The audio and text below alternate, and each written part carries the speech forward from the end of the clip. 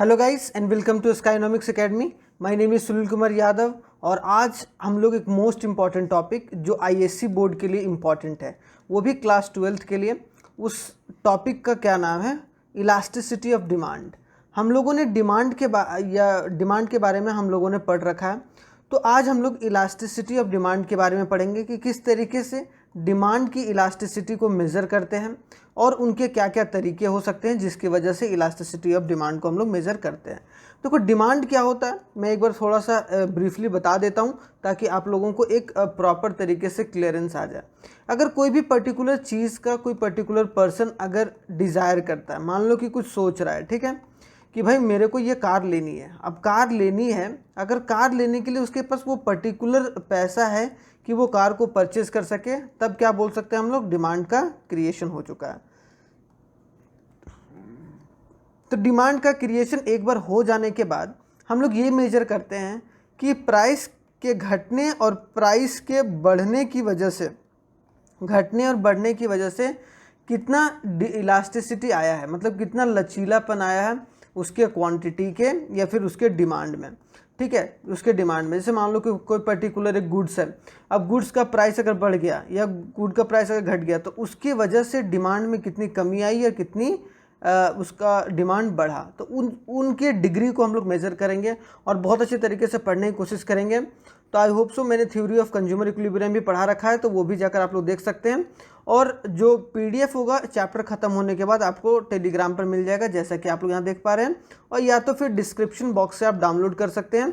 ठीक है, वहाँ से आप लोग टेलीग्राम को डाउनलोड करके वहाँ से लिंक से ज्वाइन करके आप लुत्फ़ उठा सकते हैं हमारे जो भी नोट्स हैं। ठीक है, तो चलिए स्टार्ट करते हैं बिना कोई देरी किए पहले स्लाइड से।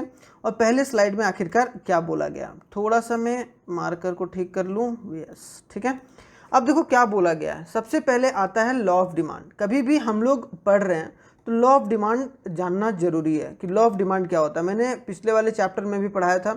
तो लॉ ऑफ डिमांड क्या होता है? तो law of demand states that जब प्राइस जो होता है वो बढ़ता है तो क्वांटिटी का डिमांड क्या होता है? घटता है। और जब प्राइस कम होता है तो कोई भी क्वांटिटी का डिमांड क्या होता है? जनरली बढ़ता है। देखो एक्सेप्शन भी होता है, लेकिन as per the law of demand other thing remain constant. याद रखना है, ठीक है, कि अदर थिंग जो भी है वो सारा कांस्टेंट है, लेकिन जब प्राइस बढ़ रहा है तो उसकी वजह से क्वांटिटी घटेगा और प्राइस घटने की वजह से क्वांटिटी बढ़ता है। ठीक है, हमेशा याद रखना। तो यहाँ पे बोला जा रहा है कि direction of change in the demand for the commodity response to the change in price, कि किस तरीके से प्राइस में चेंज होता है और उसकी वजह से क्वांटिटी में चेंज आता है, उसके रिस्पॉन्सिवनेस को, क्या रिस्पॉन्स है उसका, कितना डिग्री चेंज हो रहा है, उन सब सारी चीज़ों को हम लोग लॉ ऑफ डिमांड में पढ़ते थे। दस law of demand makes a qualitative statement. वो क्या बताता था लॉ ऑफ डिमांड? कि उसका एक तरीके से क्वालिटी क्या काम कर रहा, किस हिसाब से मेजरमेंट हो रहा है। लेकिन in other word it does not tells us about the amount of quantity demanded. लेकिन वो नहीं बताता था कि कितना एग्जैक्ट जो अमाउंट है वो डिमांड हो रहा है कि नहीं। लॉ ऑफ डिमांड कभी भी नहीं बताता है कि भाई प्राइस अगर मान लो कि 10% बढ़ा है कोई पर्टिकुलर कमोडिटी का तो क्वांटिटी कितना बढ़ेगा। ठीक है, क्वांटिटी अगर 20% बढ़ भी जाता था तो एग्जैक्ट अमाउंट बता दिया। लेकिन कितना डिग्री चेंज हुआ, पहले मान लो कि प्राइस 10% चेंज हुआ तो क्वांटिटी 20% चेंज हुआ, तो आखिरकार वो कितने डिग्री से चेंज हुआ, तो उनके हम लोग रिस्पॉन्सिवनेस को, उनके रिस्पॉन्स को मेज़र करने के लिए क्या आया? Elasticity of demand. तो elasticity of demand makes a quantitative statement. क्या होता है? अब यहाँ पर 1 नंबर का क्वेश्चन आ गया कि जो लॉ ऑफ डिमांड है, वो क्वालिटी स्टेटमेंट को मेज़र करता है, और जो इलास्टिसिटी ऑफ डिमांड है वो हमारा क्या करता है? क्वांटिटेटिव स्टेटमेंट को मेज़र करता है या बनाता है। क्लियर? तो the credit for introducing the concept of elasticity of demand goes to the great economist Alfred Marshall. तो यहाँ भी एक और 1 मार्कर का क्वेश्चन आ गया, तो आप लोग ध्यान से देखना है, क्योंकि आप लोगों को बोर्ड एग्जाम में अगर अच्छा मार्क्स लाना है तो आई होप सो ये वाला जो मेरा सीरीज़ है ना भाई इकोनॉमिक्स का, एक बार अगर पढ़ लोगे ना तो आप लोगों का इतना अच्छा इकोनॉमिक्स हो जाएगा कि आप लोगों का एक तरीके से बेस कंप्लीट हो जाएगा, क्योंकि मैं सारा चीज़ में एक एक तरीके से एक एक टॉपिक को बहुत अच्छे तरीके से डिस्कस करने की कोशिश करता हूँ। ठीक है, तो 1 मार्कर क्वेश्चन कि अल्फ्रेड मार्शल ने क्या करा था? इंट्रोड्यूस करा था इलास्टिसिटी ऑफ डिमांड। तो आई होप सो यहाँ थोड़ा सा कॉन्सेप्ट क्लियर होगा आपका कि लॉ ऑफ डिमांड और इलास्टिसिटी ऑफ डिमांड में क्या अंतर है। क्लियर? अब आते हैं नेक्स्ट स्लाइड में। अब नेक्स्ट स्लाइड में आ रहे हैं तो हम लोग यहाँ पर इलास्टिसिटी ऑफ डिमांड को थोड़ा सा और ग्रेटर और पॉजिटिव वे में पढ़ने की कोशिश करेंगे। अब यहाँ पर क्या बोला गया कि मीनिंग क्या होता है, तो in elasticity of demand it refers to the degree of responsiveness, क्या बोला गया, degree of responsiveness of quantity demanded of a commodity to the change in its determinant, namely the price of the commodity and price of other commodities and the income of consumers। कि क्या कि price के change होने की वजह से, income की change होने की वजह से, और एक दूसरे कमोडिटी का प्राइस चेंज होने की वजह से, उसके चेंज होने की वजह से जो उसके क्वांटिटी के डिमांड में चेंजेस आता है, उनके हम लोग डिग्रीज को मेज़र करेंगे बहुत अच्छे तरीके से। उसको हम लोग क्या बोलते हैं, इलास्टिसिटी ऑफ डिमांड। कि आखिरकार डिमांड में क्या इलास्टिक डिमांड मेरा इलास्टिक है या डिमांड इलास्टिक नहीं है। क्लियर।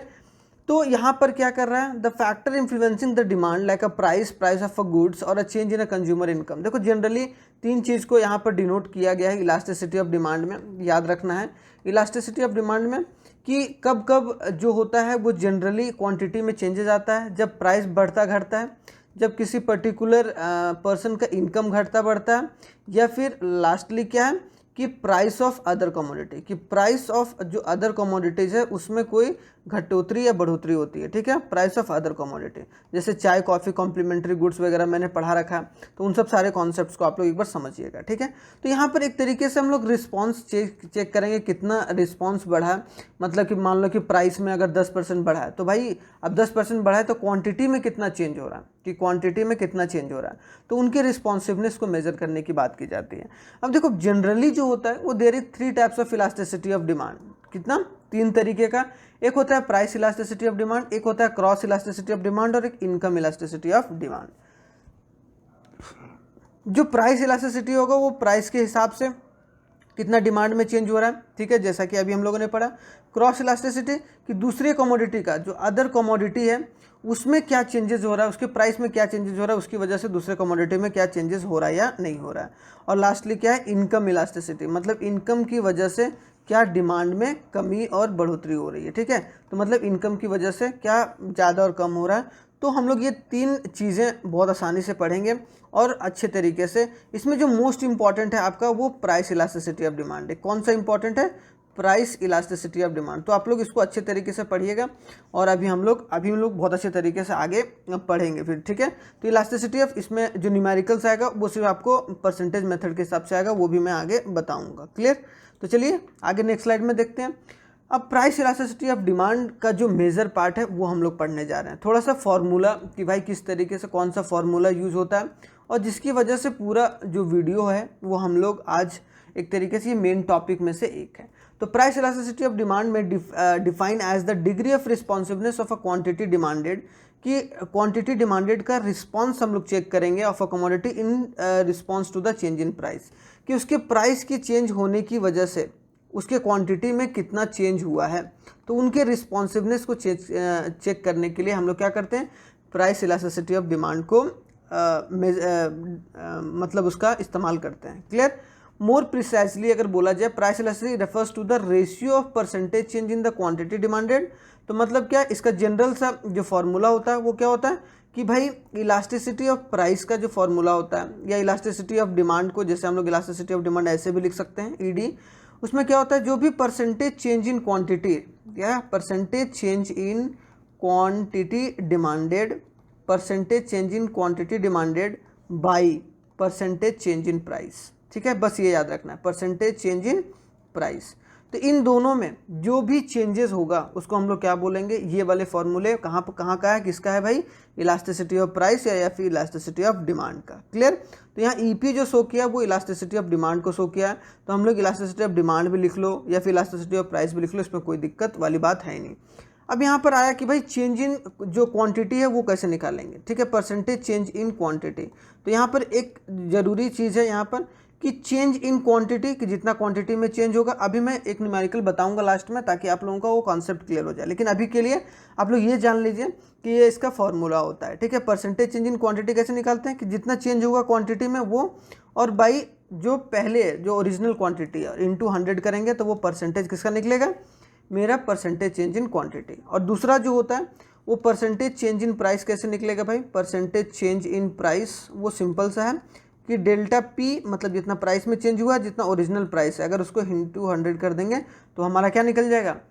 Change in price. ठीक है, आई होप सो ये चीज़ें आपका कंप्लीट होगा और इलास्टिसिटी ऑफ प्राइस का जो एक मेन फॉर्मूला है वो आप लोगों को पता हो गया होगा। क्लियर? अब आते हैं थोड़ा सा इसके डिग्रीज के बारे में पढ़ते हैं कि क्या क्या डिग्रीज होते हैं और किस तरीके से ये चेंजेस होता है। तो क्लासिफिकेशन ऑफ प्राइस इलास्टिसिटी, जिसको हम लोग बोला गया कि degree of a price elasticity, की इलास्टिसिटी कितना चेंज होता है। तो जनरली क्या होता है कि हमारा जो इलास्टिसिटी ऑफ डिमांड होता है उसका डिग्री 5 तरीके से चेंज होता है। उसका 5 different kinds of price elasticity of demand होता है। अगर उसको डिग्री के हिसाब से देखा जाए कि कितना चेंज हो रहा है, elasticity of demand is greater than 0, 1 या फिर स्मॉलर देन 1, तो वो सब सारी चीज़ों को एक एक कर पढ़ेंगे। और ये एक मोस्ट इंपॉर्टेंट टॉपिक है, आप लोग देख लीजिएगा भाई, यहाँ से 3 मार्कर का क्वेश्चन आएगा ही आएगा। ठीक है, तो पहला क्या आ गया? जो पहला है हमारे पास जो degree of elasticity, perfectly inelastic demand. क्या? Perfectly inelastic demand. अगर अब कब होगा भाई perfectly in elastic?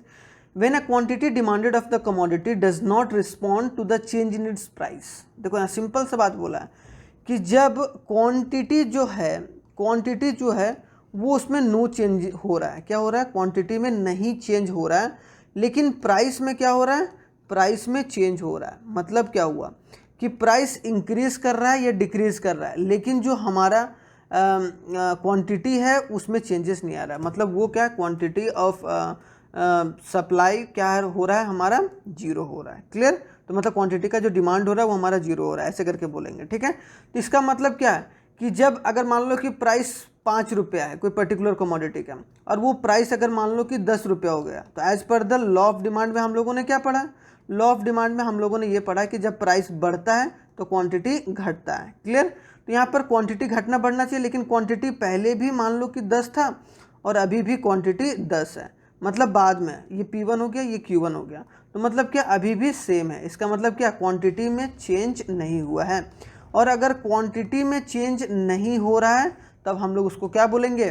Perfectly inelastic demand. क्या हो रहा है? In elastic. याद रखना है कि परफेक्टली इन इलास्टिक है। क्या है? In elastic. अब परफेक्टली इन इलास्टिक बोलना जरूरी है। क्या?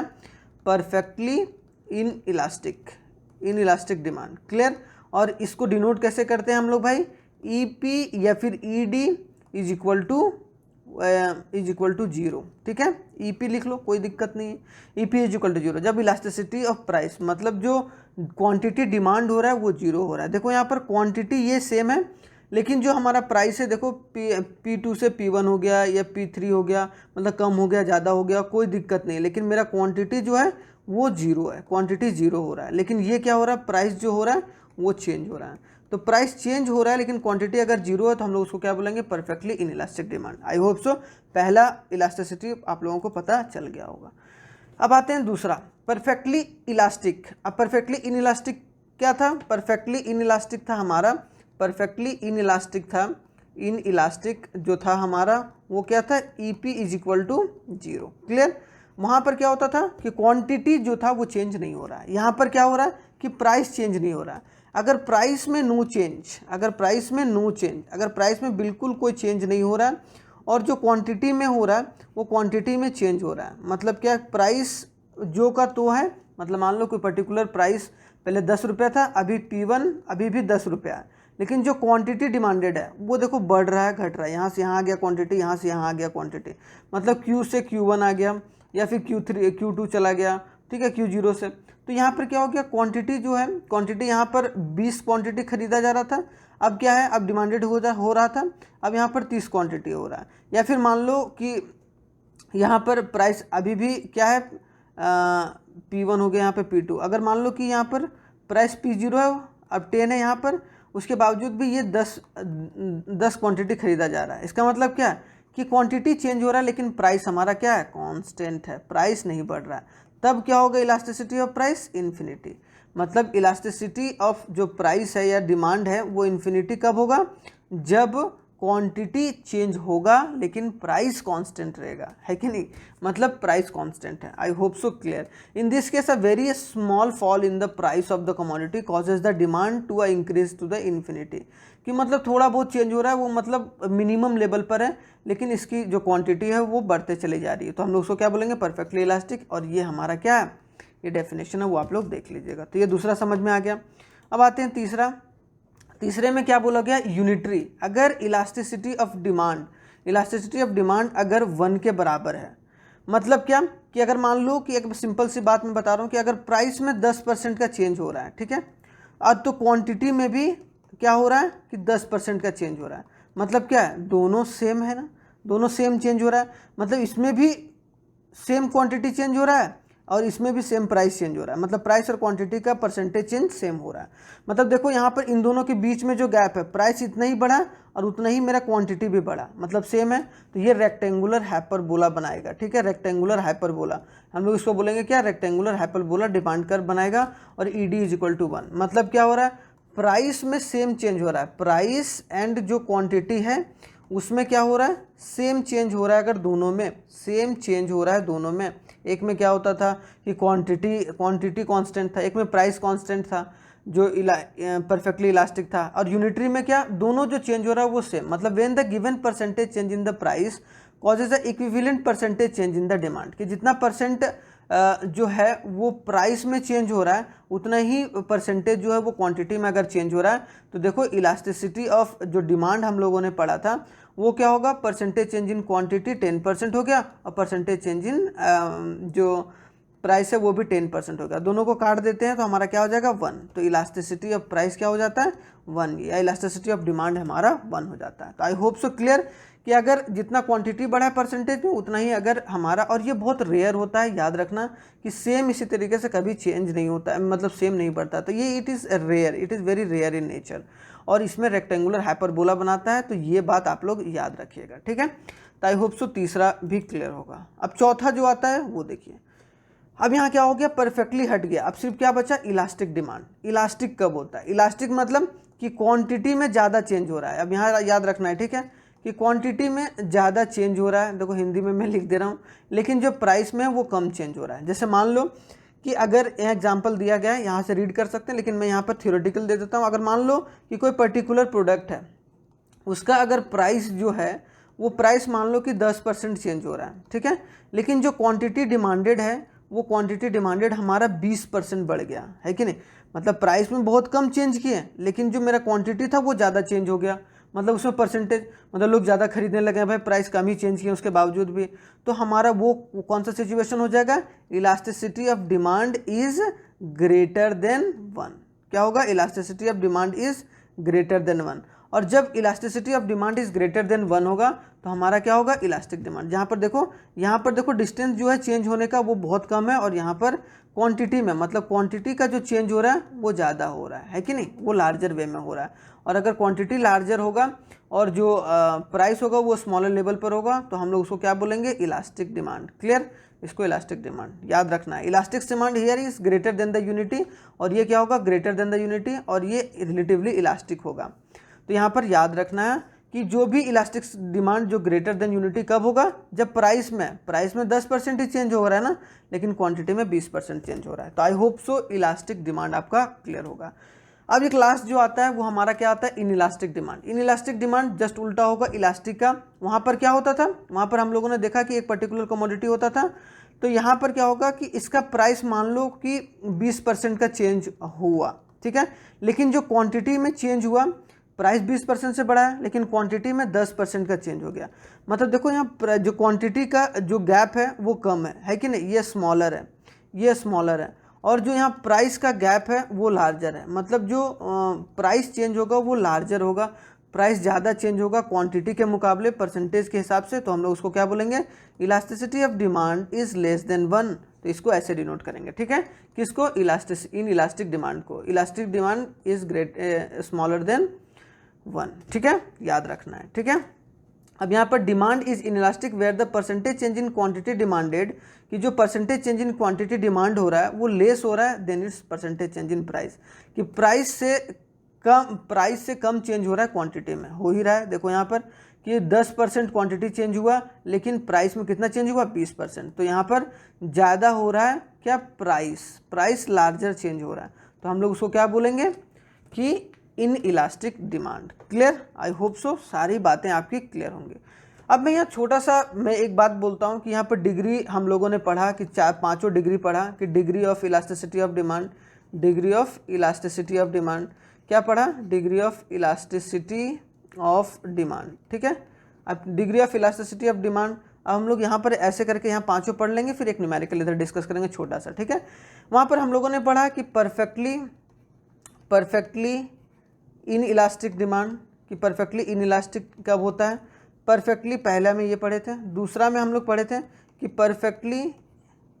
परफेक्टली इलास्टिक कब होता है, परफेक्टली इलास्टिक कब होता है, तीसरा में हम लोगों ने ये पढ़ा था यूनिटरी कब होता है, मतलब क्या यूनिटरी इलास्टिक ऑफ डिमांड कब होता है, चौथा हम लोगों ने पढ़ा कि इलास्टिक कब होता है। ठीक है, इलास्टिक कब होता है, और पांचवा में हम लोगों ने पढ़ा कि इन इलास्टिक कब होता है। ठीक है, अब इन इलास्टिक देखो परफेक्टली इन इलास्टिक बोला गया है ना, तो परफेक्टली इन इलास्टिक में जो हमारा करेक्ट आंसर होगा वो हमारा क्या होगा, elasticity of demand is equal to 0, क्योंकि यहाँ पर इन इलास्टिक है, परफेक्टली इन इलास्टिक है मतलब कोई डिमांड में चेंज नहीं हो रहा है, मतलब क्वांटिटी 0 है। परफेक्टली इलास्टिक कब होगा, जब हमारा elasticity of demand is equal to क्या होगा, इन्फिनिटी होगा। क्लियर, ये पांचों रट जाना है। यूनिटरी कब होगा इलास्टिसिटी ऑफ डिमांड, जब 1 होगा, यूनिटरी मतलब यूनिट का मतलब 1। क्लियर, इलास्टिक कब होगा, जब elasticity of demand is greater than 1, और इन इलास्टिक कब होगा, जब elasticity of demand is less than 1। तो ये पांचों केस याद रखना है और ये पांचों केस इंपॉर्टेंट हो जाता है। अब यहाँ पर एक क्वेश्चन डिस्कस करते हैं इलास्टिसिटी ऑफ डिमांड का, उसके बाद न्यूमेरिकल पार्ट होगा वो हम लोग नेक्स्ट वाले पार्ट में बहुत अच्छे तरीके से डिस्कस करेंगे और उनके टाइप्स को, क्योंकि ये 2 पार्ट्स में आने वाला है। ठीक है, तो यहाँ पर बोला गया सिंपल सी बात, क्या बोला गया है भाई, देखो यहाँ पर कि अगर मान लो कि प्राइस कोई पर्टिकुलर 50 रुपया है, ठीक है 50 रुपया प्राइस है, अब वो प्राइस चेंज होकर कितना हो गया 100 रुपया हो गया, प्राइस में चेंज हो गया। ठीक है, प्राइस बढ़ गया तो क्वांटिटी पहले मान लो कि 100 क्वांटिटी खरीद रहा था, अब क्वांटिटी 1 कितना हो जाएगा, मतलब क्वांटिटी में चेंज कितना हो गया, मतलब प्राइस बढ़ा तो क्वांटिटी घटेगा, तो मतलब ये 50 हो गया। तो यहाँ पर हम लोगों को क्या निकालना है कि इलास्टिसिटी ऑफ डिमांड निकालिए, इलास्टिसिटी ऑफ डिमांड निकालिए। वो कैसे निकालेंगे भाई, तो हम लोगों ने फॉर्मूला देखा था इलास्टिसिटी ऑफ डिमांड का कि percentage change in quantity demanded by percentage change in price. क्या पढ़े थे हम लोग, percentage change in price. Clear, तो आई होप सो यहाँ तक क्लियर होगा, यहाँ तक कोई डाउट नहीं होगा। तो ये हम लोगों ने बहुत अच्छे तरीके से देखा था। अब यहाँ पर 2 चीज़ें आ रही, अगर हम मुझे इलास्टिसिटी निकालना है तो मुझे percentage change in quantity demanded चाहिए। तो उसमें क्या होता था कि परसेंटेज चेंज इन क्वांटिटी निकालने के लिए मैंने बताया था कि delta Q by Q into 100, याद रखना है। ठीक है, तो डेल्टा क्यू क्या कैसे निकालते थे, डेल्टा क्यू हम लोग कैसे निकालेंगे, डेल्टा क्यू निकालेंगे हम लोग दोनों को माइनस करके, तो 100 माइनस 50 हो जाएगा, 100 माइनस 50 हो जाएगा, मतलब बड़े में से छोटा माइनस कर देंगे। तो हमारा यहाँ क्या डेल्टा क्यू कितना चेंज हुआ, कितना घटा और बढ़ा, 50 घटा और बढ़ा। क्लियर, कितना घटा और बढ़ा इससे याद रखना है, तो कितना घटा बढ़ा 50 घटा और बढ़ा। अब इसमें क्या क्यू जो ओरिजिनल है वो हमारा कितना है 100 है, और इंटू 100 कर देंगे। इसका मतलब क्या 100 कट गया, इसका मतलब क्या 50% चेंज हुआ है मेरे किसमें, क्वांटिटी में। क्लियर, अब यहाँ पर एक चीज़ निकल गया। अब निकालते हैं कि परसेंटेज चेंज इन प्राइस, अब यहाँ पर भी delta P by P into 100, हाँ या ना, तो यहाँ पर डेल्टा पी, अब डेल्टा पी कैसे निकालेंगे, कितना प्राइस में चेंज हुआ, अब प्राइस में चेंज कितना हुआ भाई 100 माइनस 50, क्लियर कर दिए, तो मतलब 50, मतलब सीधा सी बात याद रखना है कि कितना चेंज हुआ, 50 का चेंज हुआ है, तो यहाँ पर 50 का चेंज हुआ है, कितने में से, यहाँ पर P कौन है ओरिजिनल वाला, ये है हमारा, शुरुआत में ये था, बाद में चेंज हुआ ना ये होके, तो 50 आ गया, 50 आ गया, इंटू 100 कर दिए, तो 52 जा, तो मतलब क्या 100% चेंज हुआ, मतलब प्राइस में 100% चेंज हुआ। अब इलास्टिसिटी ऑफ ये वाले फार्मूले पर हम लोग लगा देते हैं, कलर पेन चेंज कर लेता हूँ। अब ये वाले फार्मूले पर परसेंटेज चेंज इन क्वांटिटी कितना हो रहा है 50, ठीक है, कितना हो रहा है 50।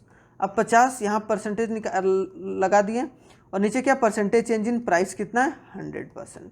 अब 100% आ गया, इसका मतलब क्या परसेंट कट गया, 0 कट गया, 5 2 जा कट गया, मतलब क्या आ गया इज इक्वल टू 1/2।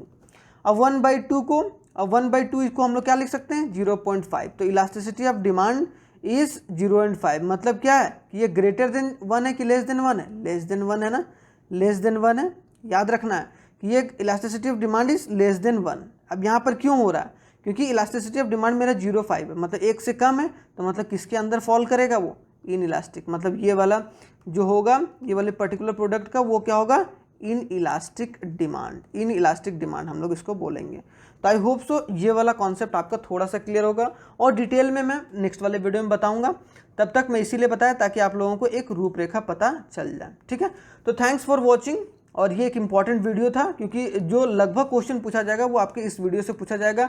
अगले वाले में थोड़ा सा न्यूमेरिकल्स पर हम लोग ज़्यादा तवज्जो देंगे। अगर न्यूमेरिकल्स पूछा जाएगा आप लोगों को, और जो पूछा जाता है 3 मार्कर में, तो मैंने एक ओवरव्यू दिया ताकि आप लोगों को उस वाले वीडियो में थोड़ा सा एक ज्ञान हो और उसी तरीके से आगे बढ़ते चलें। तो हम लोगों ने बहुत अच्छे तरीके से डिग्री पढ़ा कि degree of elasticity of demand, degree of elasticity of demand, elasticity of demand के बारे में हम लोगों ने बहुत अच्छे तरीके से पढ़ा। हम लोगों ने डिफरेंस देखा कि लॉ ऑफ डिमांड और इलास्टिसिटी ऑफ डिमांड में क्या अंतर है, ठीक है, इलास्टिसिटी ऑफ डिमांड में। तो आई होप सो आप लोगों को सारा टॉपिक क्लियर होगा, और मैं जो PDF होगा वो आप लोगों को टेलीग्राम पर मिल जाएगा जैसे ही चैप्टर खत्म होगा। तो थैंक्स फॉर वॉचिंग, एंड तब तक के लिए आप लोग मज़े कीजिए और मस्ती से रहिए, और जय हिंद। चलिए मिलते हैं नेक्स्ट वीडियो में।